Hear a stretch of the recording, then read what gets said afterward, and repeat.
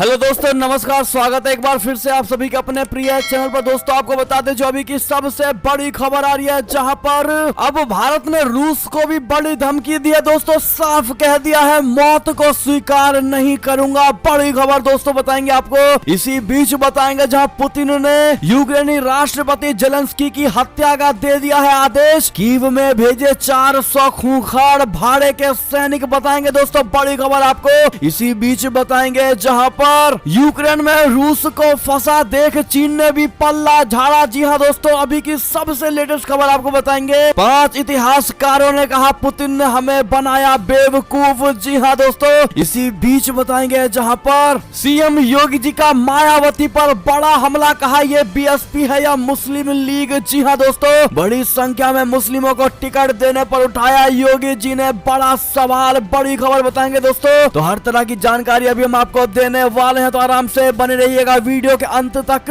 और अभी खबरों में आगे बढ़ने से पहले हमेशा की तरह मानते हैं कि मोदी जी तो हर चीज संभव है। भारतीय सेना है तो अपना देश गर्व से जी रहा है और आपको भी भारतीय होने पर शान है और मानते हैं कि अपना भारत देश नंबर 1 देश है और भारत की विदेश नीति नंबर 1 है। तो इस वीडियो को भी कर दीजिए लाइक, चैनल को कर दीजिए सब्सक्राइब, बेल आइकन दबाइए, साथ ही कमेंट बॉक्स में लिख दीजिएगा जय हिंद। जी हाँ दोस्तों, तो चलते हैं पहली और सबसे बड़ी खबर की तरफ, जहां पर रूस का नाम लिए बिना भारत की यूक्रेन युद्ध पर बड़ी नसीहत। लोगों की मौतें होना स्वीकार नहीं कर सकते। जी हां दोस्तों, यूक्रेन संकट को लेकर भारत ने अपना रुख अडिग बताया है। विदेश सचिव हर्षवर्धन श्रृंगला ने कहा है कि यूक्रेन संकट को लेकर भारत का रुख अडिग है और उसके पास ये मानने के तमाम कारण है कि इस मामले में सभी संबंधित पक्षों के संपर्क में रहना चाहिए। श्रृंगला ने कहा कि संयुक्त राष्ट्र सुरक्षा परिषद के प्रस्ताव पर भारत के रुख का जिक्र करते हुए कहा है कि भारत ने निश्चित तौर पर इस ओर इशारा किया है कि मानव जीवन की हानि स्वीकार्य नहीं करेगा अपना भारत। जी हां दोस्तों, भारत ने शुक्रवार को यूक्रेन पर रूस के आक्रमण की निंदा करने वाले प्रस्ताव पर मतदान से परहेज किया था, लेकिन साथ ही नई दिल्ली ने राज्यों की संप्रभुता और क्षेत्रीय अखंडता का सम्मान करने का आह्वान करते हुए हिंसा व शत्रुता को तत्काल समाप्त करने की मांग की थी। श्रृंखला ने कहा कि संयुक्त राष्ट्र सुरक्षा परिषद में हमने घटनाक्रम पर गहरा खेद व्यक्त किया है। हमने निश्चित रूप से ये भी बताया है कि मानव जीवन का नुकसान स्वीकार्य नहीं है। बड़ी खबर, बड़ी जानकारी दोस्तों। ऐसे में अगर आप भी मानते हैं दोस्तों, साथ ही हमारा चाहे कोई भी हो, कोई भी देश भारत का अच्छा दोस्त क्यों ना हो, लेकिन भारत के एक भी नागरिकों पर अगर आंच आई तो भारत ये नहीं समझेगा कि वो देश कितना अच्छा दोस्त था मेरा या है। जी हाँ दोस्तों, अगर आप भी मानते हैं कि भारत बिल्कुल सही डिसीजन ले रहा है तो कमेंट में राय जरूर दीजिएगा दोस्तों। भारी मात्रा में कमेंट करिएगा। अगली खबर की बात करें जहां पुतिन ने दिया यूक्रेन के राष्ट्रपति जेलेंस्की की हत्या का आदेश। कीव भेजे 400 खूंखार भाड़े के सैनिक। जी हाँ दोस्तों, पुतिन के शेफ ने थमाई टारगेट लिस्ट। दरअसल रूस ने यूक्रेन के राष्ट्रपति व्लादिमीर जेलेंस्की की हत्या का आदेश दिया है। यूक्रेन की राजधानी कीव में मोटे तौर पर क्रेमलिन के 400 भाड़े के सैनिक काम कर रहे हैं और इस बात का दावा किया गया है कि वैगनर ग्रुप के सशस्त्र मिलिशिया को 5 हफ्ते पहले अफ्रीका से कीव में भेजा गया है। मिलिशिया को मोटी रकम के बदले में जेलेंस्की की सरकार को गिराने का आदेश दिया गया है। ये रूस के राष्ट्रपति व्लादिमीर पुतिन के आदेश पर कीव को कब्जे में करने के प्लान के तहत हो रहा है। रूस का इरादा यूक्रेन पर जल्द से जल्द कब्जा करने का है। जी हाँ दोस्तों, बता दे वैगनर ग्रुप के एक करीबी सूत्र ने बताया है कि 2000 से लेकर 4000 भाड़े के सैनिक पूरे यूक्रेन में काम कर रहे हैं। अकेले राजधानी कीव में 400 भाड़े के सैनिक एक्टिव हैं दोस्तों, और ये सभी बेलारूस के रास्ते यहाँ तक पहुँचे हैं। वैगनर ग्रुप को पुतिन के सबसे करीबी दोस्त में से एक द्वारा चलाया जाता है। अगली बड़ी खबर की बात करें जहाँ पर यूरोपीय यूनियन में शामिल होगा यूक्रेन, बढ़ सकती है रूस की टेंशन। जी हाँ दोस्तों, इसी बीच आपको बता दें जहां राष्ट्रपति पुतिन कभी भी कर सकते हैं न्यूक्लियर अटैक, जद में आएंगे ये 3 देश। जेलेंस्की की पूर्व प्रवक्ता का बड़ा दावा। जी हाँ दोस्तों, रूस और यूक्रेन के बीच संघर्ष का आज 5वां दिन है। दोनों देशों के बीच की जंग कब खत्म होगी इसकी फिलहाल कोई गारंटी नहीं है। इसी बीच एक बड़ी खबर सामने आई है जहां पर खबर यह है कि यूक्रेन के राष्ट्रपति व्लादिमीर जेलेंस्की की पूर्व प्रवक्ता यूलिया मंडेल से बातचीत में में कहा गया है कि रूस के राष्ट्रपति व्लादिमीर पुतिन कभी भी न्यूक्लियर बम का हमला कर सकते हैं। इतना ही नहीं दोस्तों, उन्होंने ये भी बताया है कि यूक्रेन ही नहीं दूसरे देश पर भी एटमी हमला हो सकता है। यूलिया ने आगे कहा है कि पुतिन के न्यूक्लियर अटैक की ज्यादा संभावना है। जेलेंस्की की पूर्व प्रवक्ता यूलिया ने कहा कि पोलैंड, मोल्डोवा और फिनलैंड पुतिन का अगला निशाना हो सकता है। तो वहीं पोलैंड के भी 74% लोगों का कहना है कि पुतिन एटमी हमला कर सकते हैं। जी हाँ दोस्तों, आपको बता दें कि रूस ने परमाणु सेना को दिया तैयार रहने का बड़ा निर्देश और फैसले के पीछे ब्रिटेन के इस नेता को ठहराया है जिम्मेदार। कौन है वो नेता दोस्तों, हम आपको बताते हैं। जहां पर उन्होंने अपने रक्षा मंत्री को आदेश देते हुए कहा था कि नाटो और यूरोपीय संघ के देशों के नेताओं के भड़काऊ भाषणों के चलते परमाणु बलों को तैयार रहना चाहिए। तब ये साफ नहीं था कि पुतिन आखिर किन नेताओं के भाषणों को लेकर नाराज थे। हालांकि अब रूसी रक्षा मंत्रालय क्रेमलिन के प्रवक्ता दिमित्री पेस्कोव ने कहा है कि पुतिन का बयान यूक्रेन संकट को लेकर ब्रिटेन की विदेश मंत्री लिज ट्रस और कुछ अन्य देश के नेताओं की भड़काऊ बातों को लेकर था। यानी कि दोस्तों, कभी भी रशिया एटमी बम से निशाना साध सकता है। क्या लगता है दोस्तों आपको? आपकी क्या राय होगी इस पर कमेंट में जरूर बताइएगा, क्योंकि अगर परमाणु बम से हमला किया जाता है दोस्तों तो सिर्फ यूक्रेन ही इसमें नहीं पिसेगा दोस्तों, हो सकता है इसकी आंच और देशों में भी जाकर गिरे। अगली बड़ी खबर की बात करें दोस्तों, जहां पर युद्ध के बीच भारत की बहुत बड़ी पहल, यूक्रेन में दवाइयां भेजेगा अपना भारत, मानवीय मदद करेगा भारत। बता दें, यूक्रेन और रूस के बीच जारी जंग में भले ही भारत ने किसी का भी पक्ष नहीं लिया, लेकिन उसने मानवीय आधार पर बहुत बड़ा दखल देने का फैसला किया है दोस्तों। सोमवार को विदेश मंत्रालय के प्रवक्ता अरिंदम बागची ने इस बात की जानकारी दी है दोस्तों। उन्होंने कहा है कि हम यूक्रेन मानवीय मदद भेजेंगे, इसमें दवाएं भी शामिल है। उन्होंने कहा कि हमने यूक्रेन में फंसे भारतीय लोगों को निकालने के लिए ऑपरेशन गंगा लॉन्च किया है। इसके तहत अब तक 1400 लोगों को 6 विमानों के जरिए भारत लाया गया है। इनमें से 4 विमान रोमानिया के बुकारेस्ट से आई है दोस्तों, जबकि 2 विमान हंगरी के बुडापेस्ट से भारत आई है। बड़ी खबर आपको बता दें, केंद्र सरकार का कहना है कि हमारी ओर से एडवाइजरी जारी किए जाने के बाद से अब तक 8000 भारतीय यूक्रेन निकल चुके हैं। जी हाँ दोस्तों, ऐसे में जिस प्रकार से युद्ध के बीच भारत ये बहुत बड़ी पहल करने जा रहा है दोस्तों कि यूक्रेन में दवाइयां भेज रहा है अपना भारत और बहुत बड़ा मानवीय मदद करने वाला है यूक्रेन के बीच इस संकट की घड़ी में। अगर इसकी आप सराहना करते हैं दोस्तों तो इसके लिए हमारा भारत का समर्थन है, जरूर कह दीजिएगा दोस्तों। और आज आप सभी को दोस्तों महाशिवरात्रि की बहुत बहुत शुभकामनाएं। कमेंट में आप लोग भी ये बात जरूर लिख दीजिएगा। अगली खबर की बात करें, जहां संयुक्त राष्ट्र महासभा की आपातकाल बैठक में बोले यूएन महासचिव, कहा हर हाल में बंद होना चाहिए रूस और यूक्रेन का युद्ध। जी हाँ दोस्तों, यूक्रेन पर संयुक्त राष्ट्र महासभा का विशेष सत्र 1 मिनट के मौन के साथ शुरू हुआ। यूक्रेन रूस संकट को लेकर UNGA ने अपने 11वें आपातकालीन विशेष सत्र में कहा है कि हम सभी पक्षों द्वारा तत्काल युद्ध विराम का आह्वान करते हैं, संयम बरतें और बातचीत शुरू करें। साथ ही कहा कि कूटनीति और संवाद कायम रहना चाहिए। और इस दौरान संयुक्त राष्ट्र महासचिव एंटोनियो गुटेरेस ने कहा है कि मानवीय सहायता महत्वपूर्ण है, ये कोई समाधान नहीं है, एकमात्र समाधान शांति के माध्यम से है। मैंने यूक्रेन के राष्ट्रपति को आश्वासन दिया है कि संयुक्त राष्ट्र सहायता करना जारी रखेगा, उन्हें नहीं छोड़ेगा। यूक्रेन में युद्ध हर हाल में बंद होना चाहिए। अगली खबर की बात करें, जहां पर चीन के लोगों ने आखिर क्यों दी मोदी सरकार की मिसाल। बड़ी खबर आ रही है दोस्तों, बता दें यूक्रेन और रूस के बीच युद्ध के कारण दुनिया भर में काफी तनाव चल रहा है। इस जंग में दुनिया के तमाम देश अपना अपना मत सामने रख रहे हैं और वहीं अमेरिका, ब्रिटेन, पोलैंड, जर्मनी जैसे देश यूक्रेन को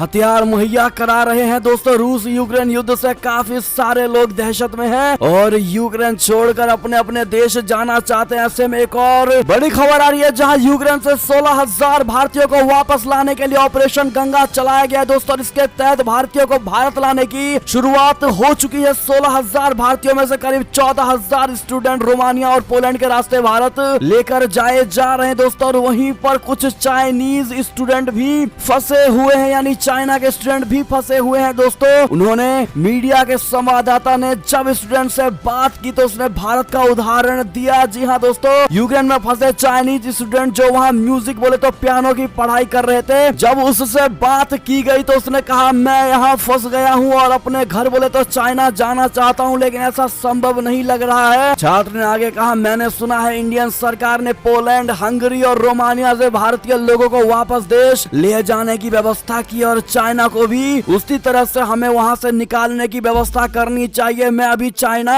एम्बेसी के संपर्क में हूँ, वो कोशिश कर रही है, लेकिन ये कोशिश कब पूरी होगी इस बारे में कहना मुश्किल है। लेकिन भारत ने बहुत जल्दी इस पर विचार किया है दोस्तों और एक्शन लेना भी शुरू कर दिया है। इसके लिए भारत अपने छात्रों के लिए काफी ज्यादा सीरियस दिखाई दे रहा है, ऐसा दोस्तों चाइनीज स्टूडेंट का कहना है। और मोदी सरकार की काफी ज्यादा इस चाइनीज स्टूडेंट ने सराहना की है। दोस्तों अगर आप भी मानते हैं हमारे मोदी जी हैं ही तारीफ के काबिल और तारीफ के लायक, तो आप भी दोस्तों कमेंट सेक्शन में मोदी है तो मुमकिन है जरूर लिख दीजिएगा। दोस्तों अगली खबर की बात करें, जहां यूएन में वोटिंग के बाद बदला सिनेरियो, यूक्रेन में भारतीयों को किया जा रहा है टारगेट। जी हां दोस्तों, बड़ी ही बुरी खबर आ रही है। बता दें रूस यूक्रेन युद्ध का खामियाजा भारतीयों छात्रों को भी भुगतना पड़ रहा है। जी हां दोस्तों, आपको बता दें रूस के यूक्रेन पर हमला की निंदा करने वाले संयुक्त राष्ट्र सुरक्षा परिषद के प्रस्ताव पर भारत के अनुपस्थित रहने के एक दिन बाद भारत के छात्रों ने दावा किया है कि पोलैंड सीमा पर यूक्रेन के सुरक्षा बलों ने उन्हें प्रताड़ित किया है। छात्रों ने आरोप लगाया है कि उन पर सुरक्षा बलों ने उनके साथ गलत व्यवहार भी किया है। दोस्तों छात्रों ने यूक्रेन से एक वीडियो भी साझा किया है। ऐसे में दोस्तों आपकी क्या राय होगी इस पर कमेंट में जरूर बताइएगा। लेकिन अपनी भारत की मोदी सरकार जल्द से जल्द उन छात्रों को वापस लेकर आ रही है। जी हाँ दोस्तों, और ऐसे में मोदी जी ने भारतीय छात्रों को लेकर रोमानिया के प्रधानमंत्री का आभार भी जताया है। जी हाँ दोस्तों, इतना ही नहीं 24 घंटे में तीसरी बार पीएम मोदी ने उच्च स्तरीय बैठक की है दोस्तों, वो भी अपने भारतीयों की वतन वापसी के लिए। बड़ी खबर इसी बीच आपको बता दें, जहां अमेरिका का बहुत बड़ा फैसला, रूस में मौजूद नागरिकों को तुरंत देश छोड़ने का निर्देश दे दिया है। जी हाँ दोस्तों, अमेरिका ने बहुत बड़ा कदम उठाते हुए रूस में मौजूद अमेरिकी नागरिकों को अब तुरंत देश छोड़ने का निर्देश दिया है। दोस्तों इसके साथ ही अमेरिका ने सोमवार को मिन्स्क बेलारूस में अपने दूतावास के संचालन को निलंबित कर दिया है और मॉस्को में गैर आपातकालीन कर्मचारियों और परिवारों को स्वैच्छिक प्रस्थान की मंजूरी दे दी। अमेरिकी विदेश विभाग का ये कदम एक अधिकारी द्वारा ये कहने के तुरंत बाद आया कि अगर बेलारूस यूक्रेन में रूस की आक्रामकता को सहायता और बढ़ावा देना जारी रखता है तो उसे परिणाम भुगतने होंगे। जी हाँ दोस्तों, अगली खबर की बात करें, जहां पर यूएनजीए की आपात बैठक में रूस को खरी खोटी, यूक्रेन ने कहा 16 बच्चों सहित अब तक 352 लोग मारे गए हैं। जी हाँ दोस्तों, सत्र में गुटेरस ने कहा कि बढ़ती हिंसा के परिणाम स्वरूप नागरिकों की मौत हो रही है, बहुत हो गया है, सैनिकों को बैरक में वापस जाने की जरूरत है, नागरिकों की रक्षा की जानी चाहिए। गुटेरस ने कहा आगे की मानवीय सहायता महत्वपूर्ण है, लेकिन ये कोई समाधान नहीं है, एकमात्र समाधान शांति के माध्यम से है। मैंने यूक्रेन के राष्ट्रपति को आश्वासन दिया है कि संयुक्त राष्ट्र सहायता करना जारी रखेगा, हम उन्हें अकेला नहीं छोड़ेंगे, उन्हें मानवीय सहायता प्रदान करके रहेंगे। जी हाँ दोस्तों, यूक्रेन रूस संघर्ष पर यूएनजीए की आपात बैठक में यूक्रेन के प्रतिनिधि ने कहा कि अब तक यूक्रेन की ओर से 16 बच्चों सहित 352 लोग मारे गए हैं। ये संख्या लगातार बढ़ रही है, गोलाबारी जारी है। उन्होंने कहा रूसी सैनिक अंजाम भुगत रहे हैं, पहले ही हजारों मैन पावर खो चुके हैं। यूक्रेन के खिलाफ इस हमले को रोको, हम रूस से बिना शर्त अपनी सेना वापस लेने और अंतर्राष्ट्रीय मानवीय कानून के पूर्ण अनुपालन की मांग करते हैं। अगली खबर की बात करें दोस्तों, जहां पर यूक्रेन में रूस को फंसा देख कर चीन ने भी झाड़ा पल्ला, 5 इतिहासकारों ने कहा पुतिन ने हमें बेवकूफ बनाया। जी हाँ दोस्तों, चीन के इतिहासकार जू गुओकी ने रूसी आक्रमण की जमकर निंदा करते हुए कहा है कि रूसी राष्ट्रपति पुतिन की करतूत पर चीनी सरकार की खामोशी चिंताजनक है। चीनी इतिहासकार ने यूक्रेन युद्ध को लेकर कहा है कि 100 साल तक जंग लड़ने के बाद यूरोप शांत हो गया है, लेकिन 2 विश्व युद्ध का चीन पर काफी गहरा असर पड़ा है और दुनिया एक बार फिर से युद्ध की दिशा में वापस लौट रहा है, जो काफी चिंताजनक है। जी हाँ दोस्तों, साथ ही आपको बता दें, जहां बड़ी खबर, रूस ने अपने सभी लोगों को विदेश में पैसा ट्रांसफर करने पर लगा दी है रोक। जी हाँ दोस्तों, एएफपी ने क्रेमलिन के हवाले से बताया है कि रूस ने सभी निवासियों को विदेश में पैसा ट्रांसफर करने पर प्रतिबंध लगा दिया है। दोस्तों आप ये ट्वीट देख पा रहे होंगे। ऐसे में आपको बता दें, जहां पर पुतिन की फ्रांस के राष्ट्रपति से हुई बात, यूक्रेन संकट के समाधान के लिए रखी 3 शर्तें, वो कौन कौन सी 3 शर्तें हैं हम आपको बताते हैं दोस्तों। जहां पर रूस के राष्ट्रपति व्लादिमीर पुतिन ने अपने फ्रांसीसी समकक्ष इमैनुअल मैक्रों से 2 टूक कह दिया है कि यूक्रेन के साथ समझौता तभी संभव है जब रूस के यदि सुरक्षा हितों को बिना शर्त माना जाए। सोमवार शाम पुतिन और मैक्रो के बीच 1.5 घंटे बातचीत हुई। इस दौरान रूस ने यूक्रेन को बख्शने के एवज में अपनी 3 शर्तें रखी हैं। रूस की वो 3 शर्तें शामिल हैं। पहली, क्रीमिया पर रूसी संप्रभुता की मान्यता, दूसरा यूक्रेन का वैश्वीकरण और तीसरा विमुद्रीकरण और यूक्रेन की तटस्थ स्थिति सुनिश्चित करना। तो वहीं साथ ही लगाए गए प्रतिबंधों के बाद पुतिन ने पश्चिम को झूठों का साम्राज्य भी करार दिया है। अगली खबर की बात करें जहां पर रूस ने 36 देशों पर लगाया फ्लाइट का बैन, विदेश मंत्री ने टाल दिया यूनाइटेड नेशन का दौरा। जी हां दोस्तों, रूस और यूक्रेन के बीच जारी जंग का आज 6वां दिन है। इस दौरान तेजी से घटनाक्रम बदल रहे हैं। जंग के बीच रूसी सरकार ने बहुत बड़ा फैसला किया है। दरअसल रूस ने 36 देशों से उड़ानों को प्रतिबंधित करने का निर्णय लिया है दोस्तों। ये प्रतिबंध ब्रिटेन और जर्मनी जैसे देशों से आने वाली उड़ानों पर लागू होगा। देश के विमानन प्राधिकरण ने इसकी बड़ी जानकारी दी है दोस्तों। इसी बीच आपको बता दें, जहां पर सीज फायर की कोशिशों के बीच रूस ने यूक्रेन के 2 शहरों पर किया कब्जा, लेकिन यूक्रेन ने इससे कर दिया है साफ इनकार। जी हां दोस्तों, रूसी रक्षा मंत्रालय के प्रवक्ता इगोर कोशानशेनकोव ने सोमवार को एक प्रेस वार्ता में कहा है कि रूसी सेना ने यूक्रेन के बंदियांस्क और एनरहोदर शहरों को अपने नियंत्रण में ले लिया है। कोनाशेनकोव ने कहा कि रूसी सशस्त्र बलों ने बर्दियांस्क और एनरहोदर पर नियंत्रण कर लिया है, तो वहीं एक परमाणु संयंत्र पर कब्जा जमा लिया गया है। हालांकि यूक्रेन ने इस बात से साफ इनकार कर दिया है दोस्तों। आपको बता दें अगली खबर में, जहां पर शहरों में घुस रही रूसी सेनाओं को रोकने के लिए यूक्रेन ने बनाया गजब का प्लान, साइन बोर्ड हटाकर लिखी गालियां। जी हां दोस्तों, एक तरफ जहां रूस यूक्रेन पर भारी पड़ता नजर आ रहा है दोस्तों, तो दूसरी तरफ यूक्रेन के हौसले भी बुलंद है। रूस को यूक्रेनी सेना ने राजधानी कीव के बाहर रोक रखा हुआ है और इसी बीच और शहरों में दाखिल होने वाली रूसी सेना को कंफ्यूज करने के लिए यूक्रेन ने मास्टर प्लान बनाया है, जिससे रूसी हमले की रफ्तार को धीमी किया जा सके। जी हां दोस्तों, यूक्रेन अब रूसी आक्रमणकारियों को कंफ्यूज करने के लिए सड़क के संकेतों और दिशा चिन्हों को हटा रहे हैं। सड़कों से सभी दिशा सूचक बोर्ड हटाकर उनकी जगह गालियों को लिख दिया गया है, जिससे रूसी सेना को देश भर में रास्ता खोजने में मुश्किलों का सामना करना पड़े और रूसी हमले को धीमा किया जा सके। सड़क निर्माण एवं कंपनी उक्रावतोदोर ने एक फेसबुक पोस्ट के जरिए बताया है कि उन रोड साइंस को हटा रही है, जिसका देखकर रूसी सेना शहरों में दाखिल होगी। जी हाँ, अगर आप भी मानते हैं बहुत बढ़िया टेक्निक है दोस्तों, बिल्कुल सही कर रही है यूक्रेन, तो कमेंट में जरूर लिखकर बताइएगा दोस्तों। अगली खबर की बात कर, लेकिन जिन भाई और बहनों ने तो वीडियो को लाइक नहीं किया, प्लीज लाइक करके दोस्तों चैनल सब्सक्राइब करके बेल आइकन जरूर दबा दीजिएगा। अगली बड़ी खबर की बात करें, जहां पर परमाणु युद्ध की धमकी भी हुई बेअसर, यूरोप और कनाडा ने आकाश में रूस के लिए खींची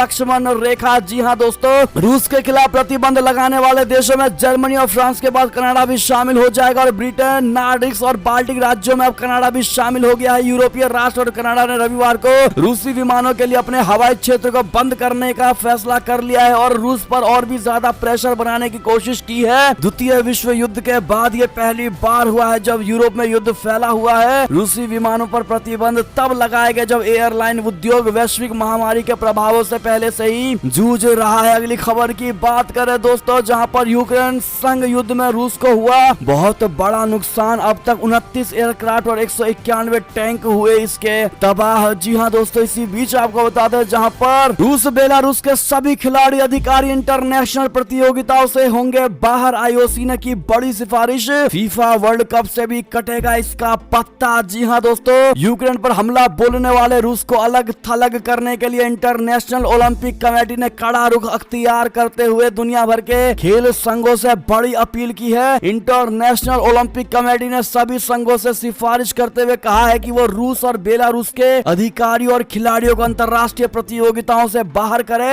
आईओसी ने कहा, वैश्विक खेल प्रतियोगिताओं की अखंडता की रक्षा और सभी प्रतिभागियों की सुरक्षा के लिए ये जरूरी है। इस फैसले से विश्व फुटबॉल की सर्वोच्च संस्था फीफा के लिए रूस को 24 मार्च को होने वाली विश्व कप क्वालिफाइंग मैच से बाहर करने का रास्ता खुल गया है। जी हां दोस्तों, इसी बीच जो बड़ी खबर आ रही है, जहां पर युद्ध के बीच यूक्रेन में पैदा हो गया है ये दूसरा बड़ा खतरा, WHO ने जताई बड़ी आशंका। जी हां दोस्तों, यूक्रेन में युद्ध के दौरान अस्पतालों में ऑक्सीजन सप्लाई की भारी किल्लत हो गई है। विश्व स्वास्थ्य संगठन ने चेतावनी दी है कि अगर कीव समेत अन्य शहरों के अस्पतालों तक फौरन ऑक्सीजन सप्लाई नहीं पहुंचाई गई तो हालात बेहद खतरनाक हो सकते हैं। WHO के मुताबिक यूक्रेन इंग्लैंड में 600 अस्पताल हैं, वहाँ अभी भी कोरोना के 1700 मरीज भर्ती हैं। जी हाँ दोस्तों, इसी बीच जो बड़ी खबर आ रही है, यूक्रेन और उसके बीच चल रहे युद्ध के दौरान एक बड़ी और चौंकाने वाली खबर आ रही है दोस्तों, जहाँ पर भारत के भारतीय प्रौद्योगिकी संस्थान कानपुर के शोधकर्ताओं ने भविष्यवाणी की है कि देश में 22 जून के आसपास कोविड-19 की चौथी लहर लौट सकती है। जी हाँ, अध्ययन के अनुसार भारत में जून के मध्य में चौथी कोविड लहर देखने की संभावना है और वृद्धि लगभग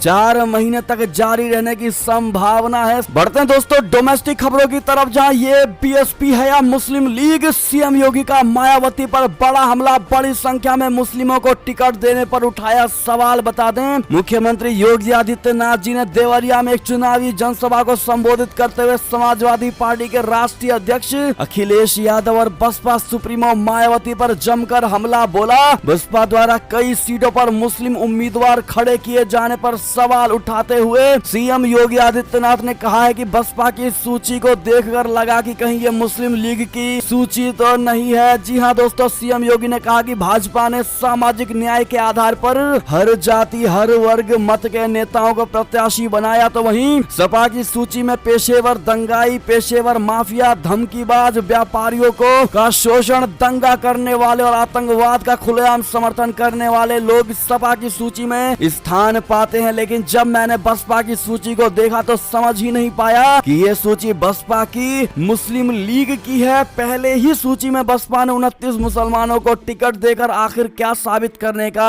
प्रयास किया है। टिकट देना हर राजनीतिक दल का दायित्व और अधिकार है, लेकिन वोट बैंक बनाने के लिए हम टिकट बांटे, ये अनर्थ है, इसको रोका जाना चाहिए। आप किसी को भी टिकट दे सकते हैं, लेकिन सूची ये साबित करती है कि जो काम पहले तुष्टीकरण की नीति पर चलकर समाजवादी पार्टी करती थी, उसको वो ठेका लगता है कि अब बहन जी ने ले लिया है। जी हाँ दोस्तों, ऐसे में कितने भाई बहन मानते हैं कि योगी जी ने एक एक बात बिल्कुल सही कही है, वो कमेंट में जरूर लिखकर बताइएगा। इसी बीच जो बड़ी खबर आ रही है, जहाँ पर गोरखपुर में सीएम योगी के रोड शो में उमड़ी भीड़, भगवा में हुई सड़कें, घरों से फूल बरसा रहे थे लोग। जी हाँ दोस्तों, यूपी विधानसभा चुनाव के छठे चरण के लिए आज शाम तक चुनाव प्रचार खत्म हो जाएगा। इसके पहले कल सीएम योगी आदित्यनाथ जी ने गोरखपुर में रोड शो कर रहे थे। सीएम योगी के रोड शो में भगवा में हुई सड़कें, जिन पर भाजपा कार्यकर्ताओं और समर्थकों की भारी भीड़ देखने को मिली है। दोस्तों इसी बीच आपको बता दें, जहां पर महाराजगंज में पीएम मोदी ने की ये खास अपील, कहा घर घर पहुंचा दे मेरा प्रणाम। दोस्तों आपको बता दें, जहां पर पीएम मोदी ने महाराजगंज में चुनावी जनसभा के दौरान आए बीजेपी समर्थकों में से सभी को एक खास अपील की है। अपने संबोधन के अंत में उन्होंने लोगों से कहा है कि आपको मतदान से पहले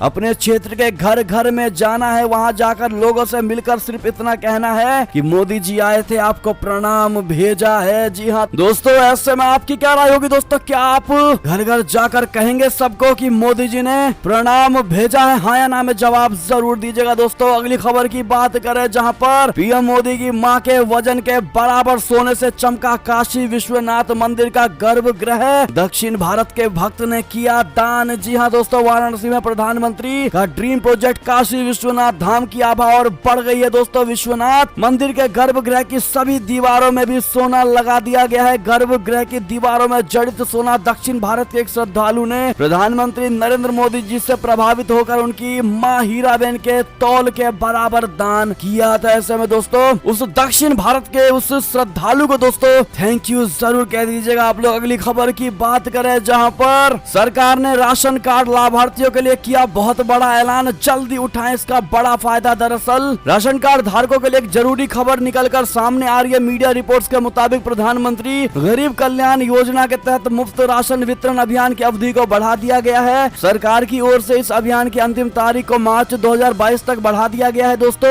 सरकार के इस ऐलान के बाद उत्तर प्रदेश में 15 करोड़ से ज्यादा राशन कार्ड धारकों को मुफ्त में दुगना राशन मिल रहा है। बड़ी खबर, केंद्र सरकार की गरीब कल्याण योजना की अवधि बढ़ने के बाद अब यूपी के पात्र राशन कार्ड धारकों को हर महीने 10 किलो मुफ्त में राशन मिल रहा है। यूपी में राशन धारकों को महीने में 2 बार मुफ्त में गेहूं चावल का फायदा मिल रहा है। इतना ही नहीं, मुफ्त में दाल, खाने का तेल, नमक भी राशन कार्ड धारकों को दिया जा रहा है। बड़ी खबर दोस्तों इसी बीच आपको बता दें, जहां पर अगर आपके पास भी है गाय, भैंस या बकरी तो सरकार देगी 60,000 रुपए का कैश, जल्द से जल्द करा सकते हैं। दोस्तों इसको लेकर रजिस्ट्रेशन हम आपको ऐसी स्कीम बता रहे हैं दोस्तों, जहां पर पशु किसान क्रेडिट कार्ड स्कीम को भी सरकार ने किसान क्रेडिट कार्ड स्कीम की तरह लॉन्च किया है। इस स्कीम में सरकार किसानों को पशुओं को पालने के लिए बहुत ही कम ब्याज दर पर लोन की सुविधा उपलब्ध कराती है। 6 किस्तों में मिलता है पैसा। अगर किसी पशुपालक के पास गाय है तो वो 40,783 रुपए प्रति गाय के हिसाब से लोन ले सकता है। आपको बता दें ये लोन आपको किस्तों के रूप में मिलता है दोस्तों। पशुपालन को लोन की राशि 6 बराबर किस्तों में दी जाती है। आपको बता दें 6,797 रुपए प्रति किस्त के हिसाब से मिलता है। कितना ब्याज होगा, क्या क्या डॉक्यूमेंट्स की नीड होगी, जो दोस्तों जरूरत होगी, हमने सब चीज स्क्रीन पर दिखा दी, आप देख पा रहे होंगे। ऐसे में दोस्तों ये थी अब तक की सारी बड़ी खबरें। आपको हमारी खबर कैसी लगी, आशा करता हूँ बहुत अच्छी लगी होगी। अगर थोड़ी भी अच्छी लगी है तो इस वीडियो को अभी अपने भाई बंधुओं में व्हाट्सएप, फेसबुक, ट्विटर के जरिए पूरे भारत में शेयर करना बिल्कुल मत भूलिएगा दोस्तों। और अभी कर दीजिए इस वीडियो को लाइक, चैनल को कर दीजिए सब्सक्राइब, बेल आइकन दबाइए, साथ ही कमेंट बॉक्स में लिख दीजिएगा जय हिंद जय भारत। तो मिलते हैं आपसे अगली बड़ी खबर में दोस्तों, तब तक अपना ख्याल रखिएगा। आप सभी का बहुत बहुत धन्यवाद साथ देने के लिए, साथ बने रहने के लिए। और खबरों का सिलसिला लगातार हमारे चैनल पर जारी है, तो अपडेट रहना बिल्कुल मत भूलिएगा दोस्तों। अगली खबर का इंतजार करिएगा। मिलते हैं हम आपसे अगली खबर में, तब तक के लिए जय हिंद जय भारत, जय श्री राम, वंदे मातरम, हर हर महादेव। और आप सभी को आज महाशिवरात्रि एक बार फिर जाते जाते बहुत बहुत शुभकामनाएं दोस्तों। जय बाबा बम भोले।